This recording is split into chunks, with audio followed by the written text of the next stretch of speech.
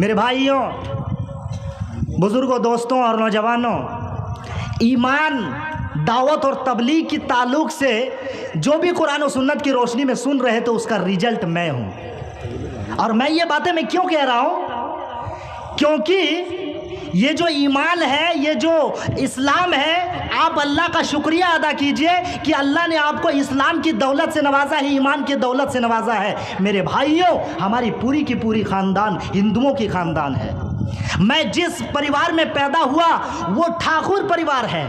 जहाँ पे मैंने अपनी आंखें खोली वहाँ पे भूत और पिशाचों की पूजा की जाती थी। जिस घर में मैं पैदा हुआ वहाँ पे शिर्क और अंधविश्वास की दलदलें मौजूद हैं। इस दलदल से अल्लाह तबारक व तआला ने हमें निकाला और आज 2 बजे आपके पास पहुँचाया है कुछ बोलने के लिए। क्या आप सुनना नहीं चाहेंगे?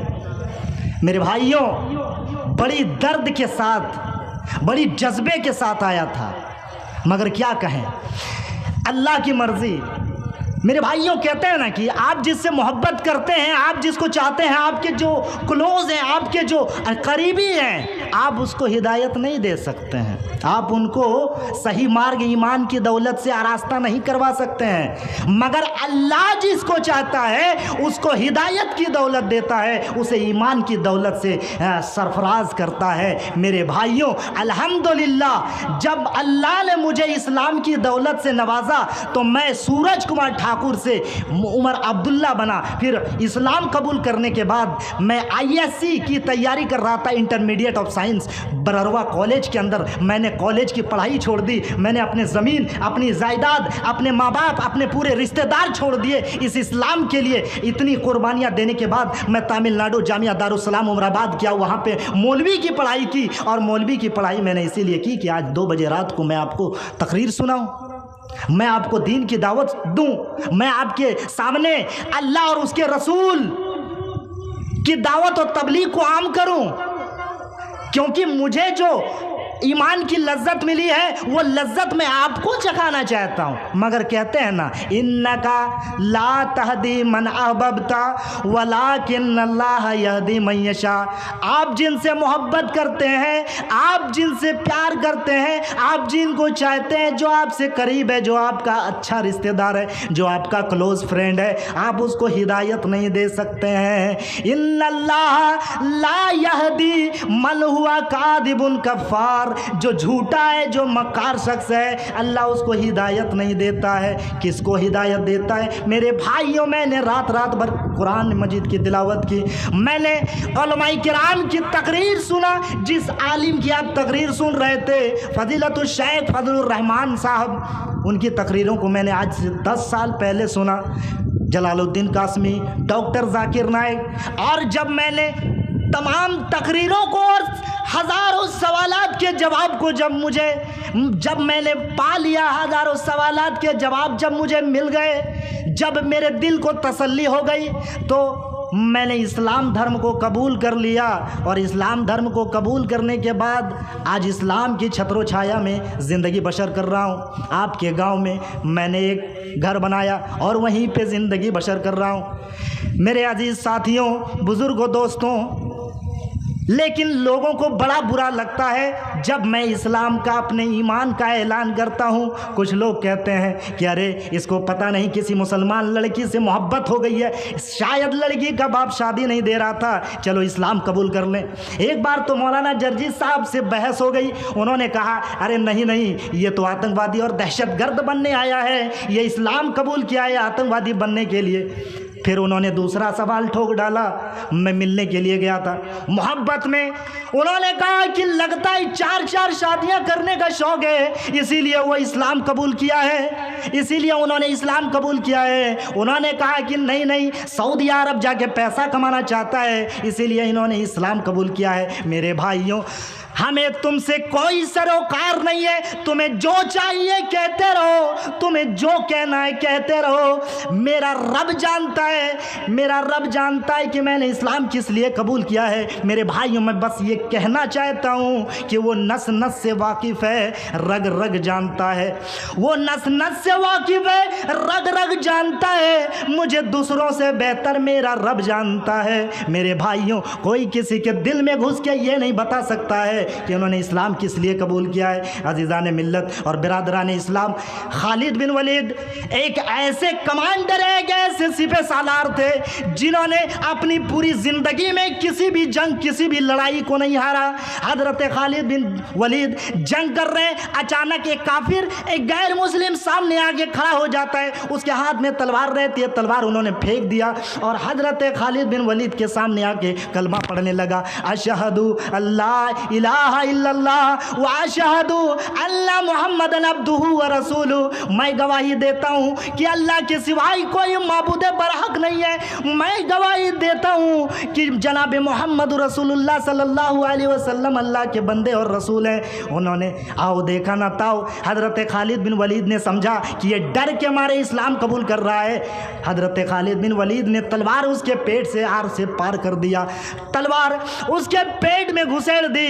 मेरे भाइयों, वो आदमी वहीं पे ढेर हो जाता है, वहीं पे उसका इंतकाल हो जाता है, वहीं पे उसकी फौत हो जाती है। जब ये खबर जनाब मोहम्मद रसूलुल्लाह सल्लल्लाहु अलैहि वसल्लम के पास पहुंची, अल्लाह के नबी ने हज़रत खालिद बिन वलीद को बुलाया और कहा, ऐ खालिद, क्या तुमने उनके दिलों को झांक कर देखा था? क्या तुमने उनके दिलों को चीर कर देखा था कि उन्होंने इस्लाम किस लिए लाया है? हज़रत खालिद बिन वलीद ने जवाब दिया कि ऐ अल्लाह के रसूल, मुझे ऐसा लग रहा था कि वो डर के मारे इस्लाम कबूल कर रहा है, इसीलिए मैंने समझा कि ये डर के मारे अगर इस्लाम कबूल कर रहा है तो इसका मर ही जाना बेहतर है। दुनिया की नज़र में मुसलमान तो हो सकता है, मगर अल्लाह की नज़र में वो कभी मुसलमान नहीं हो सकता है। मेरे भाइयों, बुज़ुर्गों, दोस्तों, ज़रा गौर कीजिए, ज़रा गौर कीजिए। मेरे भाइयों, न दुनिया कमाने का नाम इस्लाम है, न दुनिया को दिखाने का नाम इस्लाम है। अरे इस्लाम तो वो है जो अल्लाह और उसके बंदे के दिलों के दरमियान एक रिश्ता कायम कर दे, जिसके दिल में अल्लाह का खौफ पैदा हो जाए। अल्लाह तबारक व तआला कहता है, या अय्युहन्नासु इन्ना खलकनाकुम मिन दकरिन व उन्सा वजअलनाकुम शुऊबन व कबाइला लितारफू इन्नमा अक्रमकुम इंदल्लाहि अतकाकुम। अल्लाह की नज़र में वही इंसान मुअज़्ज़ज़ है, अल्लाह की नज़र में बाइज़्ज़त वही है जो अल्लाह से सबसे ज़्यादा डरता है। जिसके दिल में अल्लाह के लिए डर हो, अल्लाह से जो ज़्यादा डरता है, वो इंसान अल्लाह की नज़र में मुअज़्ज़ज़ है, बाइज़्ज़त है। दुनिया को दिखाने और दुनिया कमाने का नाम इस्लाम नहीं है। मेरे भाइयों, एक प्यारा सा हदीस पेश करके मैं अपनी बात को ख़त्म कर दूंगा। मेरे भाइयों, इमाम बुखारी रहमतुल्लाह अलैह ने जब हदीस लिखना शुरू किया तो इमाम बुखारी ने जो सबसे पहली हदीस उन्होंने नोट की और नकल की वो ये है, इन्नमल आमालु बिन्नियात, अमलों का दारो मदार नीयतों पर है।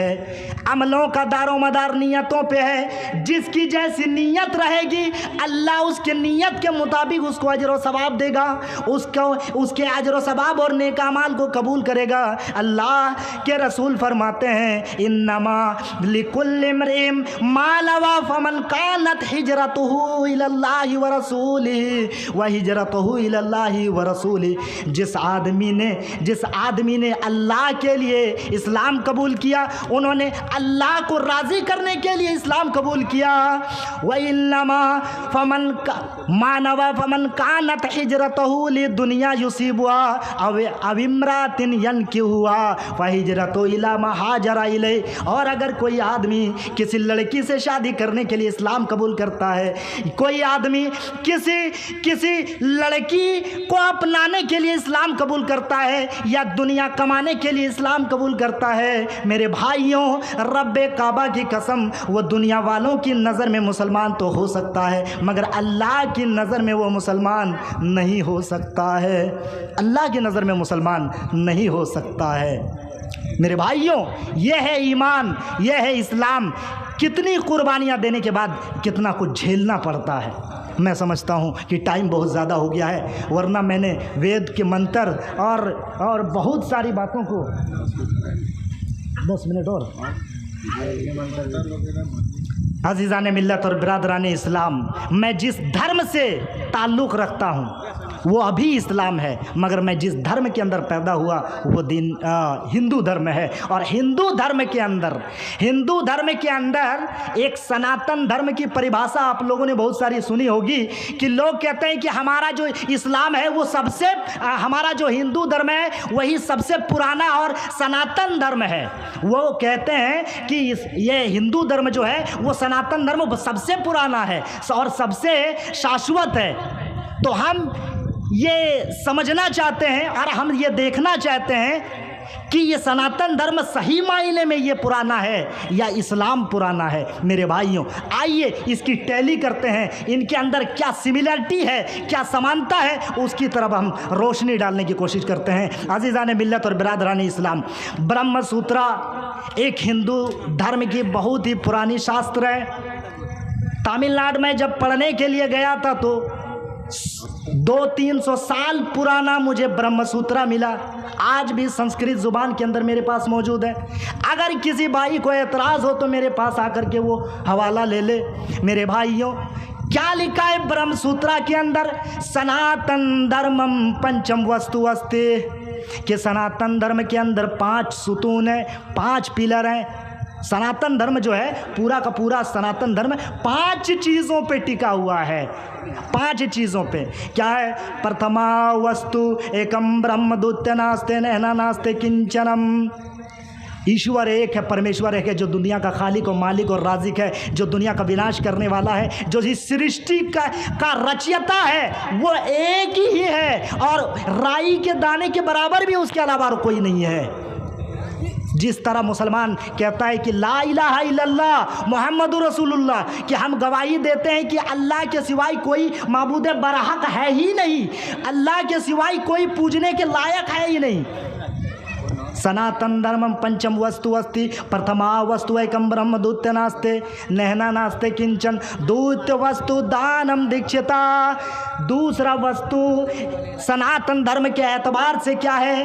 दान खैरात करना, गरीबों की मदद करना, गरीब और बेबस और लाचारों की मदद करना।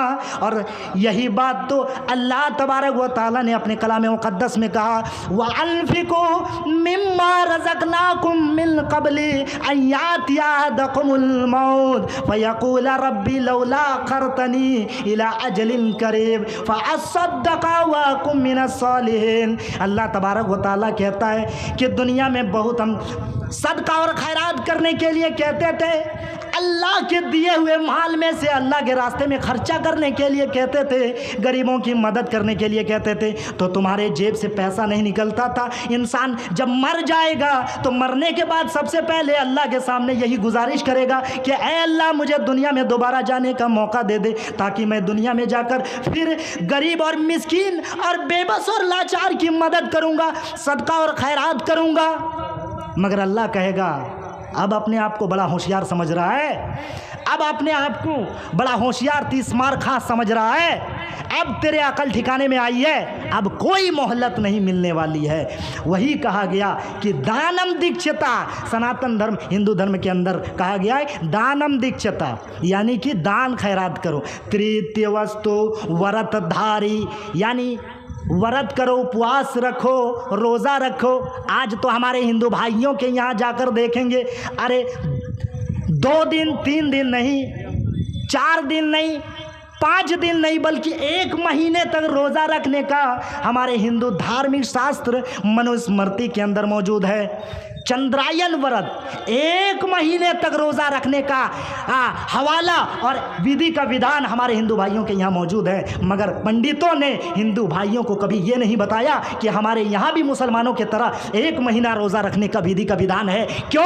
अगर वो हकीकत को बयान कर देंगे तो उनकी दुकानें बंद हो जाएंगी, उनकी तोंदें जो पिचकी हुई है, वो जो काले कारनामे हैं, उनका जो पोल है वो खुल जाएगा। इसीलिए वो दूसरों को, हमारे हिंदू भाइयों को हकीकत बताते नहीं है। मेरे भाइयों, अल्लाह के रसूल सल्लल्लाहु अलैहि वसल्लम ने कहा कि अगर तुम में से कोई अगर रमज़ान के महीने को पाए तो 1 महीना रोज़ा रखे।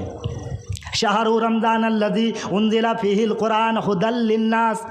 रमज़ान वो बाबरकत महीना है जिसमें कुरान को नाजिल किया गया कुरान को नाजिल किया गया, कुतिबा अलैकुमुस सियाम, कि ऐ मुसलमानों हमने तुम पर रोज़े को फ़र्ज़ करार दिया है, हमने तुम पर रोज़े को फ़र्ज़ कर दिया है, कमा कुतिबा अलल्लज़ीना मिन क़ब्लिकुम लअल्लकुम तत्तक़ून।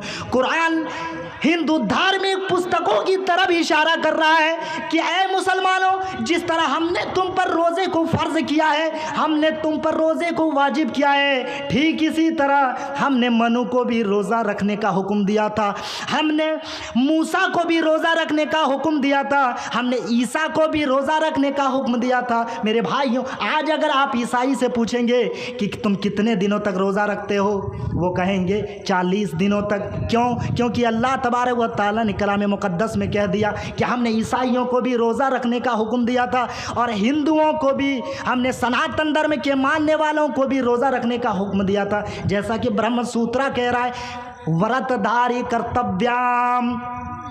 ये कितने हुए? 3 हो गए। प्रथमा वस्तु एकम ब्रह्म द्वितीय नास्ते, द्वितीय वस्तु दानम दीक्षिता और तीर्थ वस्तु व्रतधारी, चतुर्थ वस्तु तीर्थ यात्रा कर्तव्याम।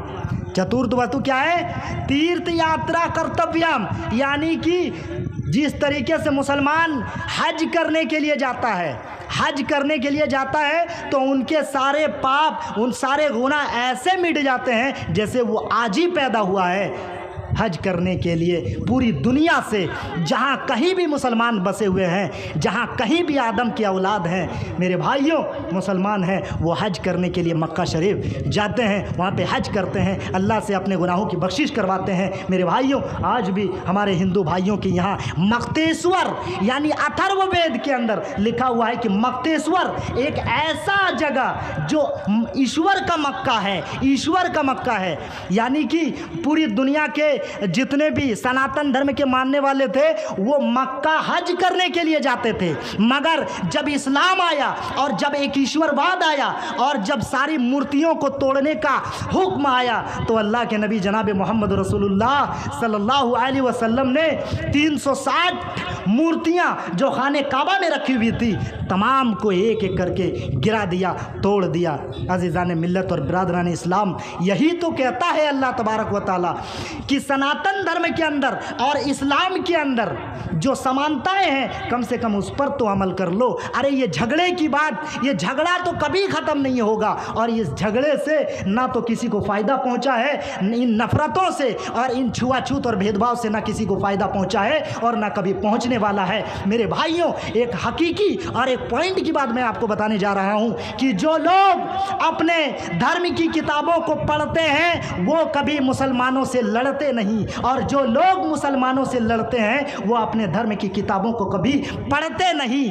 अगर वो पढ़ लेते तो मेरे भाइयों वो मुसलमानों के साथ छुआछूत और भेदभाव और मुसलमानों को टारगेट नहीं करते, कभी गाय के गोश्त के नाम पे, कभी लव जिहाद के नाम पे, कभी 3 तलाक और कभी वक्फ बोर्ड और कभी मुस्लिम पर्सनल लॉ के नाम पर। मेरे भाइयों, हमें चाहिए, हम आलिम हैं, हम इस मुसलमान हैं, हमारे पास ईमान है, इस्लाम है, हमें कुरान और हदीस की समझ है और ये आखिरी किताब है, इनको हम दूसरों तक पहुंचाएं। लोग तो जाहिल हैं, जाहिल यानी कि वो अनपढ़ हैं, उनको कुछ नहीं मालूम, उसे दुनिया ने जिस तरीके से गुमराह किया है मेरे भाइयों आप और हम उस तरह गुमराह ना हो जाएं। और हमें चाहिए और अल्लाह का ये हुक्म है कि आप जो है ना दीन की दावत लोगों तक पहुंचाओ, क्योंकि एक मुसलमान को अगर आप समझा रहे हैं, एक मुसलमान को अगर हम दीन की दावत दे रहे हैं तो ये हमारा इस्लाह हुआ। मुसलमान एक ना एक दिन वो जन्नत में ज़रूर जाएगा, मगर हमारा भाई जो हिंदू है, जो ईसाई है, जो बौद्धिस्ट है, जो जैनिस्ट है, वो